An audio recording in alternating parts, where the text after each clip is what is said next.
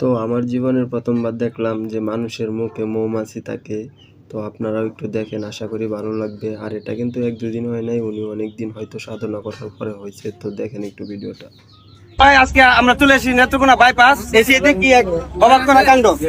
ভাই আবু হানিফ হানি ওরফে মধু ভাই, ভাই এটা কিভাবে সম্ভব? এটা আমার দীর্ঘ 25 বছরের সাধনার ফসল, চেষ্টা করে সম্ভব। 25 বছর ধরে এই অবস্থা আপনার। জি সম্মানিত প্রিয় ভাই আমার, আসলে যে কোনো কাজ আপনি যদি মন থেকে অনুশীলন করেন সবকিছু সম্ভব। কারণ পৃথিবীতে অসাধ্য বলতে কিছু নেই। মৌমাছি যদিও একটা ভয়ঙ্কর প্রাণী, যদিও মৌমাছি অত্যন্ত বিষাক্ত এবং হিংস্র, আমাকে অনুসরণ করে এই কাজটা করতে কেউ যাবেন না। আপনি সবসময় চেষ্টা করবেন অন্যকে অনুসরণ না করে সৃষ্টিশীল প্রতিভা নিয়ে কাজ করতে। আর যেহেতু আমি একটা প্ল্যাটফর্মে যুক্ত হয়েছি বা কাজ করতে চাচ্ছি, সে প্ল্যাটফর্মে তো যদি ভিডিওটা ভালো লাগে অবশ্যই একটা লাইক দিয়ে দিবেন, লাইক দিয়ে পাশে থাকবেন।